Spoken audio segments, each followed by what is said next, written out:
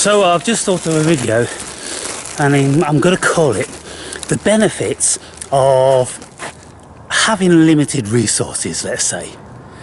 Or to put it another way, well, of course, all resources are limited, I suppose, except maybe the wind and the ocean and things like that. But as far as money is concerned, then I think we can all readily accept that that's a limited resource. And so in my life, I've had times when I've been exceedingly limited. Some of you will remember when I was down and out in London and I was going through or around the soup kitchens and I was seeing what's available for homeless people. And then I moved up to Lincolnshire, and the benefit system said they wouldn't give me any money because I'd just come back from living abroad for more than 3 months. But what they'd done, they'd included me into the immigration law. So, because the new directive at that time was all immigrants coming back into the country having been out for 3 months couldn't sign on for 3 months' time. But I wasn't an immigrant. This is my country. So I appealed against it, and then of course I won. And so then I sued them for compensation as well, for the hardship which they forced upon me illegally. And so I discovered what food you could get from food banks, what charities there were to give you food vouchers, and what soup kitchens you could go to for food. And there was one I found down in London which made very nice meals, and they would give out sandwiches which were very quality sandwiches from a quality firm, and the sandwiches were made of like salmon, raw salmon and shrimps and this, that and the other. Absolutely superb. You'd pay a lot of money for them, double compared to a normal sandwich, but they'd give us 2 for 50 pence. And so when we discover things like that, you can see that there's no reason to starve in this country, and there's most certainly no reason to be begging in the street. I never found it necessary to beg at all. I would just, look at what resources the country is offering at that time.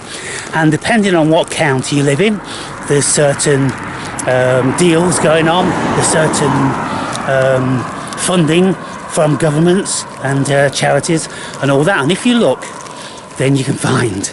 And then if you phone up Citizens Advice and say, look, I live in such an area, I'm homeless, or I'm on benefit, or I'm not on any benefit, and they'll tell you all what is available. And so when I did that, I discovered that you could in actual fact live quite handsomely.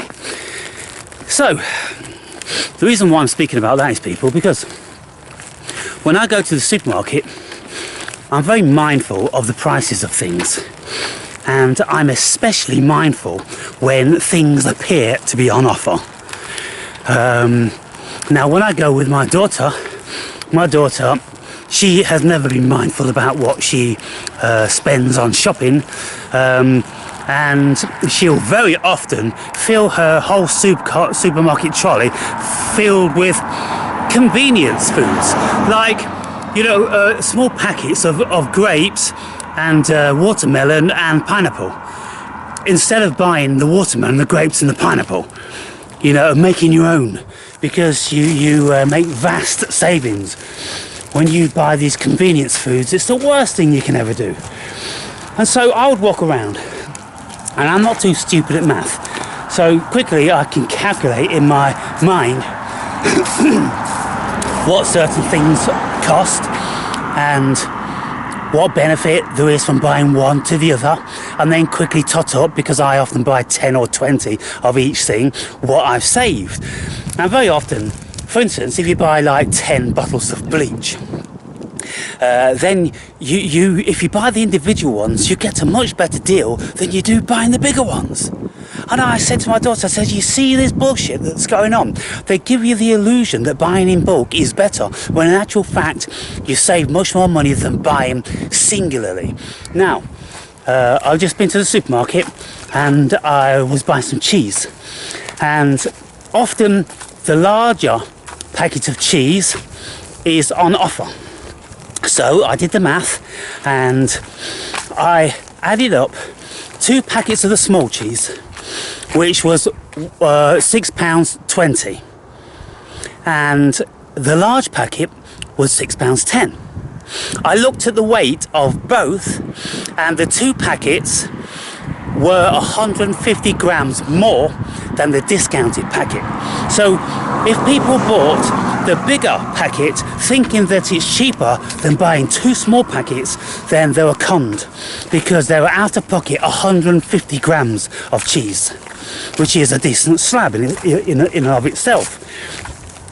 You see, I said to the woman on the cash register thing, I said, you see the trickery going on here? Oh yeah, you gotta be careful.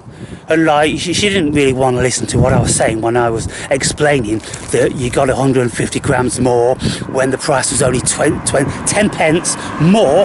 So you pay 10 pence more and then you get 150 grams of cheese for free. You see, lots of this stuff. All I'm saying basically, people, you know, for those of you that, you know, are a bit careful with money, then just to bear all this in mind. All these so-called discounted things, like, you know, if you're buying a huge box of cornflakes, it looks like, or you'd think, the impression is given that you're saving money. But then when you add up 2 smaller packets, you discover that in actual fact you're better off buying 2 smaller packets than you are the big one. That's where they catch people. It's absolutely dishonest because there's no saving there. And even though they say discounted when you buy more, well, it's not discounted when you add the 2 smaller ones together. And so, in actual fact, I think there could be a lawsuit there. I'm going to look into that when I get back. Whether you could have them up for misrepresentation and deception.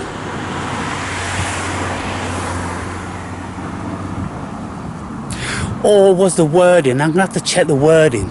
The wording may have been on offer. And if something is reduced, like 10 pence, then it would be deemed to be on offer. And therefore, that's when the trickery comes in, without the deception. Because they're not stupid enough. They're going to have proper lawyers that are going to be making sure they don't make any mistakes, because they would have been caught out many times in the past for misrepresentation. But you see, retailers, they've you know, become very au fait with how to give the impression, still being in legal parameters, just give the impression of getting value for money just by saying, just a big splash on it, discounted. And then it could say, save 35 pence, and you think, oh, okay, I may as well save 35 pence. But then when you do the math and you buy 2 smaller ones, which adds up to being 150 grams more cheese for only 10 pence more, then it's kind of like there's some evil going on, people. You know, why can't they just make a profit? Honestly, why does the human being always have to include deception and dishonesty into what it does?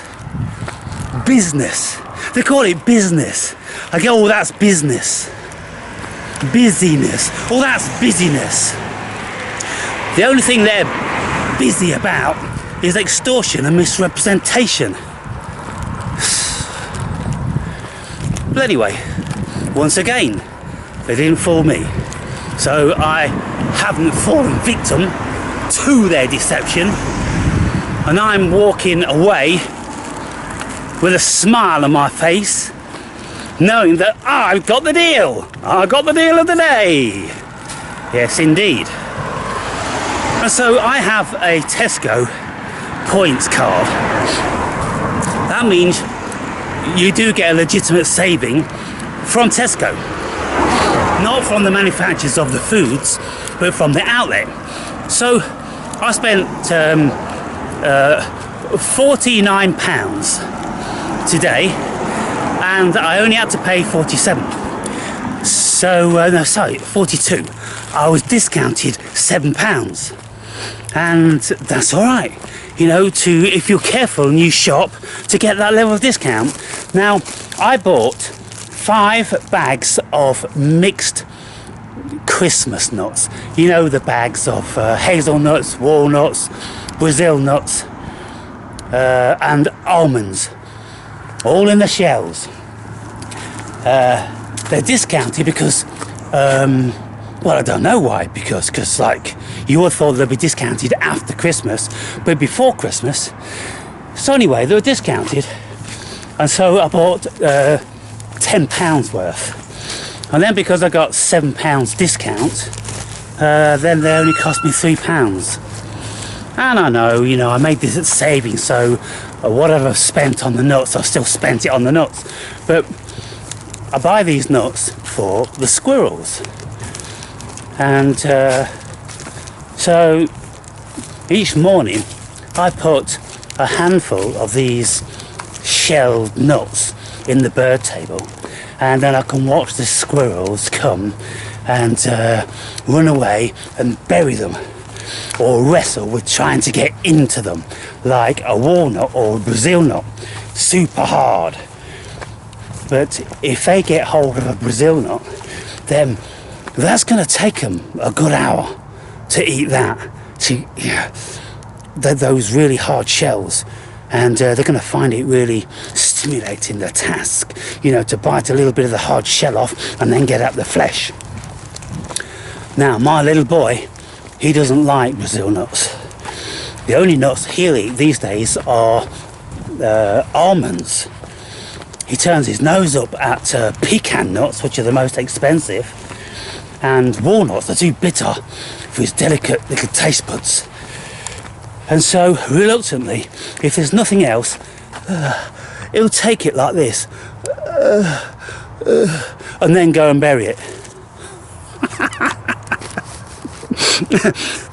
The almonds, he's got one of these, and he's trembling, and he's not even swallowing. But the walnuts, he's kind of like, all right, only because you're looking at me and I don't want to appear to be ungrateful. And then he saunters off, and then, like, I'm supposing he's only pretending to bury it. He just goes under the hole in the fence and he's back in no time. It's just like he's binned it. You know, you don't know how smart these are.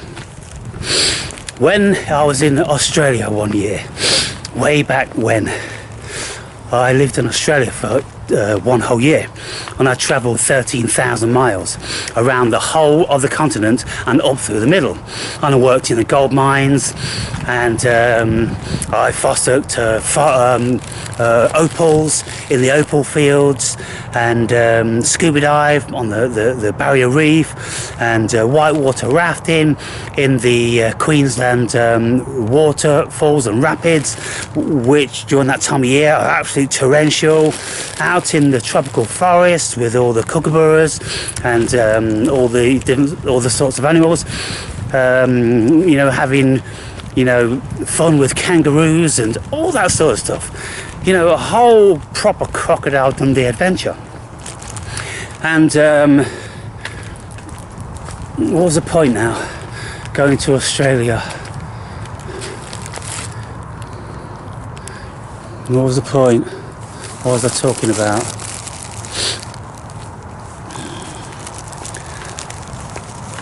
I've forgotten what the thread was. But doesn't mean to say that I'm not still got my eyes peeled for any remnant of fungi around. Oh goodness me, let me just think. I was talking about travelling around Australia, animals, Before then, I bet you're all going, oh no, and I'm like, yeah, I know. Anyway, I've forgotten. And so, just a little bit of a video about keeping them peeled, people, for the treachery that's always going on in business. People are busying themselves with extracting your money using deception and crooked methods, whatever crooked method they can, with the appearance. I mean, I think the thing is to do, if something looks good, be very skeptical about it. And then your skepticism will generally pay off. Okay, I'm done.